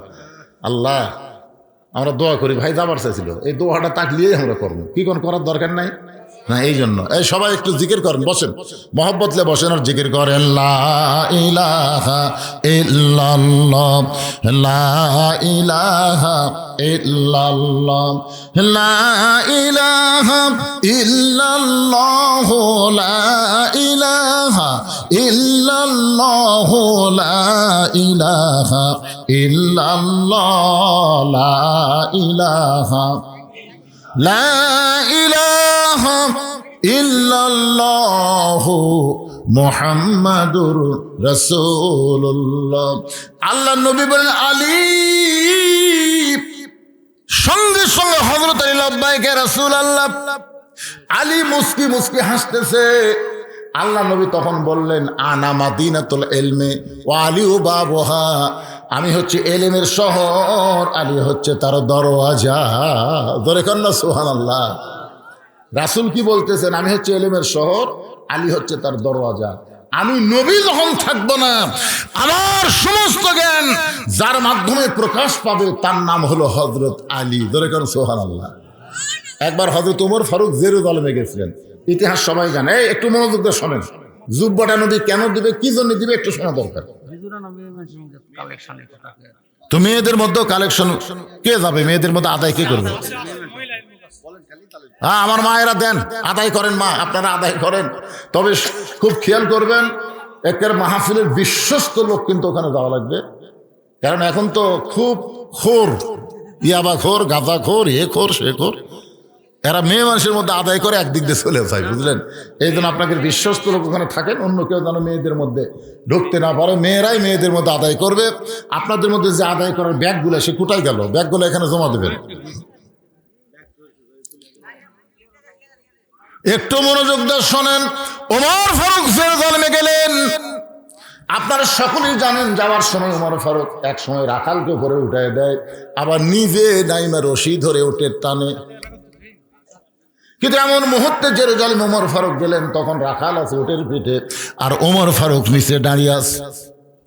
ওই সময় জেরুজালেমের খ্রিস্টানেরা হযরত ওমরকে সম্বর্ধনা দেওয়ার জন্য উটের উপরে যিনি বসে আছেন তাকে হযরত ওমর মনে করে একটা চকিয়া এনে ওই চকিয়াটা উটের সঙ্গে নামায় বলতেছে, ইয়া আমির আল মুমিনিন, ও মুমিনদের আমির। উটের পিঠ থেকে সরাসরি নামতে যদি আপনার কষ্ট হয়, এই চকিয়ার উপর আপনি পা দিয়ে নামেন। একজন খ্রিস্টান হামাগুড়ি দিয়ে বলতেছে, আমার পিঠের উপরে পা দিয়ে আপনি সযত্নে জমিনে নামেন। কিন্তু রাখাল ছোট বাচ্চার মতন কাঁদতেছে। জেরুজালেমের খ্রিস্টানকে বলে, আপনি কাঁদেন কেন? রাখাল চিল্লায় বলে, তোমরা যাকে খলিফা ওমর মনে করতেছো তিনি খলিফা ওমর না, আমি হলাম রাখাল। আর রশি ধরে যিনি জমিনে দাঁড়িয়ে আছে তার নাম হলো হযরত ওমর। সমস্ত খ্রিস্টানে বলে, এটা কেমনে হয়, এটা কেমনে হয়? রাখাল চিল্লায় বলে, আল্লাহর কোরআন দিয়ে যখন রাষ্ট্র চলবে তখন নেতারা এমনি মোত্তাকি হয়ে যায়। সুবহানাল্লাহ না কেন? সমস্ত খ্রিস্টানরা বললো, ইসলাম যদি এত সুন্দর হয় তো খামাখা আমরা খ্রিস্টানে থাকবো কেন? ওমর, আপনি আমাদের পড়ায় দেন, লা ইলাহা ইল্লাল্লাহু মুহাম্মাদুর রাসূলুল্লাহ। সব খ্রিস্টান মুসলমান হয়ে গেছে, কিন্তু একজন, কয়জন? বেকা। মানে আগেও মগরিব এসা পড়েনি, ওয়াজ শোনাও ফজর পড়বি না। এরা কি এরকম কিছু বেকা আছে না? যত ওয়াজই করেন, ফাসাল্লি রব্বিকা ওয়ানহার, যতই কম, ওরা ওই যা আসলে তাই। ওই বেকাটা দৌড় মারছে খ্রিস্টান পাদ্রীর কাছে, হুজুর দরবারের মধ্যে মশান মারতেছেন, মদিনার উমর এসে আপনার দলের সবগুলা মুসলমান বানাতে। কি যে ভেলকি দেখালো, সব মুসলমান হয়ে গেল, কিন্তু আমি হইনি। আমি দৌড়ে এসে আপনাকে খবর দিলাম। খ্রিস্টান পাদ্রী এসে দেখে ওমর ফারুকের সাথে সবাই জিকির করতেছে, লা ইলাহা। পাদ্রী হযরত ওমরের সামনে দাঁড়ায় বলতেছে, ও মুসলমানের আমির, আমিও মুসলমান হবার চাই। ওমর ফারুক বললেন, আপনি পাদ্রী যদি মুসলমান হন তো আলহামদুলিল্লাহ। পাদ্রী বলতেছে, আমি মুসলমান হব, তবে আমার 4টা প্রশ্নের উত্তর দেওয়া লাগবে। জোরে বলেন, কয়টা? 4টা প্রশ্নের উত্তর দেওয়া লাগবে। 1 নম্বর প্রশ্ন হলো, পৃথিবীর এমন কোন জায়গা যে জায়গায় সূর্যের আলো একবার পড়েছে কিয়ামত পর্যন্ত পড়বে না? ওই জায়গার কথা বলতে হবে। আমার 2 নম্বর প্রশ্ন হলো, পৃথিবীর এমন কোন কবর যেই কবরের লাশটাও জীবিত, কবরটাও জীবিত। আমার 3 নম্বর প্রশ্ন হলো, পৃথিবীর এমন কোন কারাগার যে কারাগারের মধ্যে কয়েদি জীবিত, ওই কারাগারের নাম বলতে হবে। আমার ভুল হয়ে গেছে, প্রশ্ন হলো 3টা। এই 3টা প্রশ্নের উত্তর যদি দিবার পারেন তাহলে আমি পাদ্রী মুসলমান হয়ে যাব। ওমর ফারুক। আর একটা প্রশ্ন হলো, পৃথিবীর এমন কোন 2 ভাই একই সঙ্গে জন্মগ্রহণ করেছে, আবার বহু বছর একসঙ্গে তাদেরকে হত্যা করা হলো, কিন্তু এক ভাইয়ের চাইতে 100 বছরের বড়, এমন 2 জন যমজ ভাইয়ের নাম বলতে হবে। ওমর ফারুক বলেন, পাদ্রী রে, এমন প্রশ্ন আমি জীবনেও শুনি নাই, উত্তর কেমনে দিব? পাদ্রী বলতেছে, তাহলে এবার মুসলমান হলাম না। ওমর ফারুক জেরুজালেম থেকে যখন মদিনায় ফিরে আসলেন, হযরত আলীর সঙ্গে দেখা হলো। আলী বলতেছেন, জেরুজালেমের খবর কি? ওমর ফারুক বললেন সব খ্রিস্টান মুসলমান হয়েছে, কিন্তু একজন পাদ্রী মুসলমান হলো না। আলী বলতেছেন কেন হইল না? বলে আমাকে 4টা প্রশ্ন করলো, আমি উত্তর দিবার পারি নাই, উত্তর দিবার পারলেই মুসলমান হতো। আলী বলতেছেন কি প্রশ্ন করেছে? বলে 1 নম্বর প্রশ্ন হলো পৃথিবীর এমন কোন জায়গা সূর্যের আলো একবার পড়েছে কিয়ামত পর্যন্ত পড়বে না, ওই জায়গার নাম কি?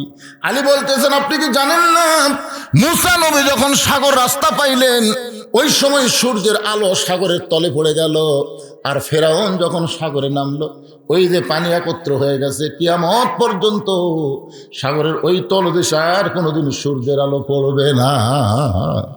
ওমর ফারুক বলে আলী রে, আমাকে 2 নম্বর প্রশ্ন করলো, কবরটাও জীবিত লাশটাও জীবিত, আমি তো বুঝতে পারলাম না। আলী বলতেছেন কবর হলো মাছ আর লাশ হলো ইউনুস আলাইহিস সালাম। ইউনুস আলাইহিস সালামকে মাছটা কবর বানালো, কবরটাও মাছ জীবিত ছিল। ইউনুস নবী মাছের পেটের মধ্যে জীবিত ছিল। ইউনুস নবীরে খাইলো, মাছেতে গিলিয়া ফেরেশতা পাঠাইলেন আল্লাহ ইসমে আজম দিয়া। এই জন্য গজলটা গাচ্ছি। বর্তমানে আমাদের ইন্টারিম সরকারের প্রধান, তার নাম কি? জোরে কন। হাসিনা কিন্তু দোয়া ইউনুস পড়ে না, জানে? ওকে একজন সাংবাদিক প্রশ্ন করছিল বিপদে দোয়া পড়েন না, নাম খেয়াল হলি আর পারি না। ইউনুস নবীরে খাইলো মাছেতে গিলিয়া ফেরেশতা পাঠাইলেন আল্লাহ ইসমে আজম দিয়া, দমে দমে সে হরদম পরে সে ইসমে আজম, মাছেরই উদর হইতে বাঁচাইলা প্রাণ। ওমর ফারুক বলে আলী রে, 3 নম্বর প্রশ্ন করেছে কবরের মধ্যে কয়েদি জীবিত আছে, সেই কবরটা কি? কয়েদিটা কি? আলী বলতেছেন কবরটা হলো মায়ের উদর, আর কয়েদি হলো সন্তান। জোরে খান সুবহানাল্লাহ। 3 নম্বর প্রশ্ন করলো এমন কোন 2 ভাই যমজ জন্মগ্রহণ করলো, বহু বছর পরে তারা একসঙ্গে মৃত্যুবরণ করলো, কিন্তু এক ভাইয়ের চাইতে এক ভাই 100 বছরের বড়। আলী বলতেছেন একজনের নাম হলো আজিজ আলাইহিস সালাম, আর একজন হলো ওজার আলাইহিস সালাম। আল্লাহর কোরআন পড়েন তাহলে বুঝতে পারবেন। একজনকে আল্লাহ ঘুমের মধ্যে রাখছিল 100 বছর, ওই 100 বছর তার হায়াত কমে গেল। আবার 2 ভাইকে কাফের একসঙ্গে হত্যা করলো। ইতিহাস বলতেছে এক ভাইয়ের চাইতে এক ভাই 100 বছরের বড়। উমর ফারুক আলীকে বুকের মধ্যে নিয়ে বলতেছে এমন এলেম আল্লাহ তোমারে কেমনে দিল? আলী বলতেছেন যেদিন মেরাজের জুব্বা রাসূল আমার শরীরে পরায়া দেয় সেদিন থেকে অনেক অজানা এলেম আমার সিনার মধ্যে আল্লাহ ঢুকাইছে। জোরে কোন সুবহানাল্লাহ। উম্মে সালমা যে 3টা শর্ত নবীকে দিলেন, যে 3টা শর্ত পুরো করে হলো আল্লাহ নবী উম্মে সালমাকে বিয়ে করব। ও মায়েরা, যারা পর্দার অন্তর আছেন আমার সামনে যারা বসেছেন একটু মনোযোগ দিয়ে শোনেন। রাসূল বলে উম্মে সালমা আমি তোমাকে বিয়ে করতে চাই, প্রয়োজন হলে 3টা শর্ত পুরো করব। এখন শর্তগুলো বলো। উম্মে সালমা বলে আমার 1 নম্বর শর্ত হলো ওগো নবী, আপনার সঙ্গে যখন আমার বিয়ে হবে তখন আপনি হবেন আমার 2য় স্বামী। আপনি জানেন আমার প্রথম স্বামী আবু সালমা আপনার সাহাবী ছিল। আপনার সাহাবী আবু সালমা অসুস্থ হয়ে দুনিয়া থেকে বিদায় নিল। আমার বিশ্বাস আমার স্বামী জান্নাতে যাবে, আপনিও জান্নাতে যাবেন। এখন জান্নাতে যাওয়ার পরে আল্লাহ বলেছেন ওয়ালা তাস্তাহি আনফুসুকুম, জান্নাতেরা যা চাবে আল্লাহ তাদেরকে তাই দিবে। আমার পূর্বের স্বামী যদি জান্নাতে গিয়ে আমাকে তার বউ হিসাবে চায়, আমাকে যদি তার বউ হিসাবে চায়, আমি কিন্তু তার সঙ্গে জান্নাতে বউ হিসাবে থাকতে চাই না। আমি আপনার সঙ্গে বিয়ে বসে আপনার সঙ্গেই আমি জান্নাতে থাকতে চাই। এই 1 নম্বর শর্ত যদি পুরা করেন আমি নবীর বউ হয়ে জান্নাতে থাকবো, আমি সাহাবীর বউ হয়ে জান্নাতে থাকতে চাই না। আল্লাহ নবী বললেন তোমার 1 নম্বর শর্ত আমি পুরা করাতে নিয়ত করলাম, তুমি নবীর বউ হয়ে জান্নাতে থাকবে। উম্মে সালমা তোমার 2 নম্বর শর্ত কি? উম্মে সালমা বলে রাসূলুল্লাহ আপনার সঙ্গে বিয়ে হওয়ার পরে হঠাৎ যদি আমার পূর্বের স্বামীর কথা মনে হয় আর পূর্বের স্বামীর কোনো গুণের কথা আপনার কাছে বলি, আপনি কিন্তু মনে কষ্ট নেওয়া যাবে না। আগের স্বামীর কথা পরের স্বামীর কাছে বললে অবশ্যই স্বামী মনে কষ্ট পাবে। ওগো নবী আমি একজন নারী হঠাৎ যদি বলেই ফেলে দেই আমার আগের স্বামীর কথা, আপনি কিন্তু কষ্ট পাওয়া চলবে না। সঙ্গে সঙ্গে নবী উম্মে সালমাকে বলে উম্মে সালমা রে, আমার সঙ্গে যখন তোমার বিয়ে হবে আমি এমন মহব্বত তোমাকে করব তোমার পূর্বের স্বামীর কথা একটা বারের জন্যও মনে হবে না। সুবহানাল্লাহ। কন্যা খেন আল্লাহ নবীর যে 11টা বিবি, সমস্ত বিবিরাই বলেছে আমাদের নবী হলেন পৃথিবীর শ্রেষ্ঠ স্বামী। ধরে কোন সুবহানাল্লাহ। উম্মে সালমা বলে, ইয়া রাসূলুল্লাহ, আমার 3 নম্বর শর্ত হলো ওই আগের ঘরের একটা সন্তান আমার কাছে আছে, আপনার সঙ্গে যখন আমার বিয়ে হবে আমার ওই সন্তানের দায়িত্ব কে নেবে? আপনি যদি আমার এতিম সন্তানের দায়িত্ব নেন তাহলে আপনার সঙ্গে আমার বিয়ে বসাতে কোনো আপত্তি নাই। আপনার বলেন তো আমাদের নবী কি ছিলেন? শিশুকালে মইরা গেছে মা, গর্ভে থাকতে মরছে পিতা, নবী চোখে দেখলেন না। কে করিবে লালন পালন, কে দিবে সান্ত্বনা? এই দুনিয়ার বড় এতিম নবী ছিলেন একজনা। নবী যখন 3টা শর্ত পুরা করে দিতে চায়, উম্মে সালমা বললেন আমার কোনো আপত্তি নাই। কিন্তু আল্লাহ নবী উম্মে সালমাকে কেন বিয়ে করবেন? এই কেনটার প্রশ্নের উত্তর হলো, আবু সালমা যখন নবীর সঙ্গে মদিনায় হিজরত করলো, মক্কা থেকে যখন মদিনায় হিজরত করলো, উম্মে সালমা স্বামীর সঙ্গে মদিনায় আসতে পারলেন না। উম্মে সালমার বাবার একটু ধনী ছিল, তার আত্মীয় স্বজন ধনী হওয়ার কারণে আবু সালমার সঙ্গে উম্মে সালমাকে মদিনায় আসতে দেয় নাই। হঠাৎ আবু সালমা মদিনায় অসুস্থ হয়ে গেল। অসুস্থ অবস্থায় নবীকে বললেন, ওগো নবী, আমি আমার বউকে এতই ভালোবাসি, আমার বউকে নিয়ে আমি মদিনায় আসতে চাইছিলাম, কিন্তু ওদের বাপ চাচার কারণে আমার বউটাকে আমি মদিনায় আনতে পারলাম না। আমি অসুস্থ হয়ে দুনিয়া থেকে বিদায় নিব, তবে একটা কথা আমাকে ওয়াদা দেওয়া লাগবে, আমার বউটা যখন মক্কা থেকে মদিনায় আসবে আপনি নবী তাকে বিবাহ করবে। রাসূল বলে, উম্মে সালমা রে, তোমার স্বামীর কাছে ওয়াদা দেওয়ার কারণে আমি তোমাকে বিবাহ করার জন্য পাগল হয়েছি। আমি কোনো নারীর চেহারা দেখে রূপ দেখে বিয়ে করি না, আমি বিয়ে করি তাকে পুরাপুরি আশ্রয় দেওয়ার জন্যে। সুবহানাল্লাহ বলেন। আল্লাহ বলতেছেন, ফাসাল্লি রাব্বিকা ওয়ানহার। 1 নম্বর হলো নামাজ, 2 নম্বর হলো কুরবানি। এই কুরবানি হলো নামাজ আদায় করার জন্য। ইবাদতের পূর্ব শর্ত হলো হালাল খাওয়া। আপনি যখনই নামাজ পড়বেন তখন নামাজ কিন্তু আপনাকে বলে দিবে শরীর পাক, কাপড় পাক, নামাজের জায়গা পাক। এই 3টা পাক যদি না থাকে আপনার কিন্তু নামাজ হবে না। এখন শরীর পাক মানে কি বুঝতেছেন? শরীর পাক মানে গোসল করে শরীর পাক না, শরীরের ভিতরে হালাল খাদ্য। হালাল খাদ্য যদি না থাকে আপনার শরীর যতই গোসল করেন কোনোদিন পাক হবে না। তাহলে নামাজ পড়বার গেলে ইবাদতের পূর্ব শর্ত হলো হালাল খাওয়া। এই হালাল খাওয়াটার নাম হলো একটা কুরবানি। সুবহানাল্লাহ কর না কেন? শরীর পাক, শরীরে কি পাক?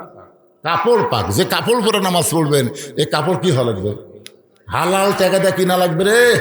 সুদের টাকা, ঘুষের টাকা দিয়ে কাপড় একেবারে সে 1200 টাকার কাপড় গাও দেয় মানুষের দেখাচ্ছেন আমার লাগাল কাপড় কে বলে। কিন্তু টাকা কি হালাল না হারাম? যদি হারাম টাকার কাপড় কিনে যতই হজ করেন নামাজ পড়েন আল্লাহ কবুল করবে না। এই হালাল টাকায় কাপড় কেনা এটা হলো একটা কুরবানি। সবচাইতে বড় কুরবানি হলো ইমানের দাবি যদি কুরবানি হয়, সেই দাবি ঘরে বসে থাকা নয়। ইমানের দাবি হলো কিছু বিনিময়। এই নামাজ আর কুরবানি যদি করতে পারেন তাহলে আল্লাহ হাউজে কাউসারের পানি পান করাবে, হাসর হবে তামার ছানি, উম্মত বলবেন পানি পানি। সেই দিনে নবী বিনে পানি দেওয়ার সাধ্য কারো নাই। আমরা সবাই যেন নামাজ এবং কুরবানি করে আল্লাহ রাসূলের হাউজে কাউসারের পানি পান করতে পারি। আল্লাহ যেন তৌফিক দেয়। সকলে বলি আল্লাহুম্মা আমিন। ইস্তিগফার পড়, আস্তাগফিরুল্লাহ রব্বি মিন কুল্লি জামবি ওয়া তুবু ইলাই, আস্তাগফিরুল্লাহ রব্বি মিন কুল্লি জামবি ওয়া তুবু ইলাই, লা হাওলা ওয়ালা কুওয়াতা ইল্লা বিল্লাহিল আলিয়্যিল আযীম। আল্লাহুম্মা আমিন।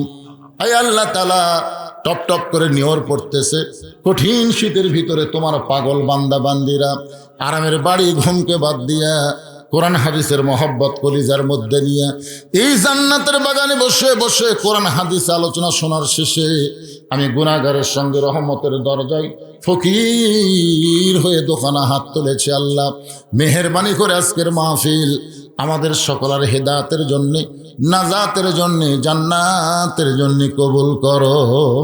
এই মাহফিলের শুরু থেকে শেষ পর্যন্ত যত আলোচনা হয়েছে আল্লাহ এর মধ্যে যদি ত্রুটি হয়, ভুল হয়, মাফ করে দাও। এর যা হাদিয়া মঞ্জুর করো। সোনার মদিনায় নবী পাকের রওজা মুবারকে আল্লাহ কবুল করে নাও। তামাম আম্বিয়াই কেরাম, আসহাবে কেরাম, তাবিনী কেরাম, তাবিনী কেরাম, তামাম পৃথিবীর মাটির নিচে যত মুমিন মুমিনা শুয়ে আছে আল্লাহ সকলে আরওয়াফে হাদিয়া কবুল করো। ও মাবুদ, আমরা যারা হাত তুলেছি আমাদের জনম দুঃখনী মা, আমাদের বাবা যাদের কবরে চলে গেছে, আল্লাহ মেহেরবানি করে মা বাবার কবরকে জান্নাতের টুকরা বানাও। এই প্রসাদখালীর মসজিদকে আল্লাহ তুমি কিয়ামত পর্যন্ত কবুল করো। যেই ছেলেরা কষ্ট করে মেহনত করে আজকের জান্নাতের বাগান লাগাইছে, এই সমস্ত ছেলেদেরকে যুবকদেরকে মসজিদে 5 ওয়াক্ত নামাজি কবুল করে নাও। আমার মায়েরা যারা পর্দার অন্তরালে বসে বসে শুনল, আবিদা সালিয়া পর্দারি কবুল করে, মা ফাতেমার চরিত্র দান করে দাও। আল্লাহ আমি অসুস্থ, আমার মতো অসুস্থ অবস্থায় যারা হাত তুলেছে সবাইকে সুস্থতার নিয়ামত দান করো। আল্লাহ চেয়ারম্যান সাহেবকে কবুল করো। তোমার ঘর মসজিদের জন্য সরকারি অনুদান 1,15,000 টাকা দিবে। আল্লাহ তাকে তুমি জনগণের খাদেম হিসেবে কবুল করো। সমস্ত বিপদ আপদ মুসিবত থেকে আল্লাহ তুমি তাকে হেফাজত করো। আয় আল্লাহ, আজকে মসজিদের সভাপতি, মাহফিলের সভাপতি, আজকের যুবকেরা যারা মাহফিলের সদস্য, তাদের সকলকেই জান্নাতি কবুল করে নাও। মাবুদ, আজকের মাহফিলের সম্মানিত সভাপতি, সহসভাপতি, প্রধান অতিথি, বিশেষ অতিথি, আল্লাহ সকলকেই তুমি কবুল করো। হাজির সাহেবদের কবুল করো, মুরব্বীদের কবুল করো, যুবকদেরকে কবুল করো, কচিকাচা বাচ্চাদের কবুল করো। আমার মা বোনদের আল্লাহ তুমি কবুল করো। কে কোন নিয়তে হাত তুলেছে আল্লাহ সকলের নিয়ত নেগাশাক আল্লাহ তুমি পুরা করে দাও। মাবুদ, অনেকে বিপদে আছে, মুসিবতে আছে, সমস্ত বিপদ আপদ মুসিবত থেকে আল্লাহ তুমি হেফাজত করো। আবার দোয়া করি এই প্রসাদখালির উপরে তুমি রহমত বরকতের দরজা খুলে দাও। প্রত্যেক বছর এমন করে একটা জান্নাতের বাগান যেন এরা লাগাতে পারে, এমন ইমানি শক্তি আল্লাহ এদেরকে দান করে দাও। সুবহান রাব্বিকা রাব্বিল ইজ্জাতি আম্মা ইয়াসিফুন ওয়া সালামুন আলাল